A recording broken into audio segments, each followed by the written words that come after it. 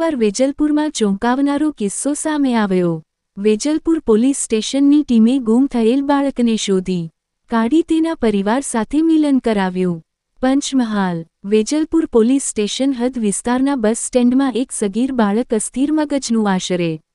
14 વર્ષ ઉંમરનું બાળક મળી આવેલ હોવાની જાણ થતાં તેના આધારે પોલીસ ઇન્સ્પેક્ટર શ્રી બી એન મોઢવાડિયા સાહેબ વેજલપુર પો સ્ટેશનના એ બીટના ઇન્ચાર્જે એસ આઈ નારાયણભાઈ બળવંતસિંહ તથા આ પો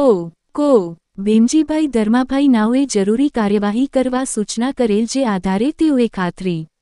તપાસ કરતા જાણવા મળેલ હતું કે સગીર વયનું બાળક ગુજરાતી ભાષામાં વાતચીત કરતો હોય,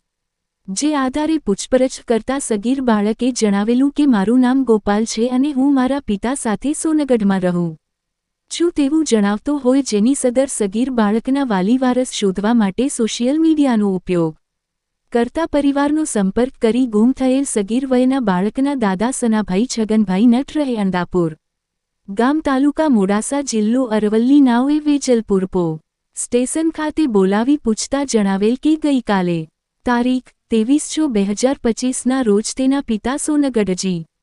તાપી ખાતે રહેતા હોય, જેથી તેઓની પાસે જવા માટે ઘરે કોઈને કહ્યા વગર નીકળી ગયેલ હોવાનું જણાવેલ, જેથી સગીર બાળકનો કબજો સહી સલામત હાલતમાં સોંપીવામાં સફળ થતી વેજલપુર પોલીસામ ગુમ થયેલ સગીર વયના બાળકને તેના પરિવાર સાથે મિલન કરાવી વેજલપુર પોલીસ સ્ટેશન ટીમ દ્વારા પ્રશાસનીય કામગીરી કરવામાં આવી। હું આપણી સાથે રિપોર્ટર ફૈજાન કઠિયા, વેજલપુર, પંચમહાલ।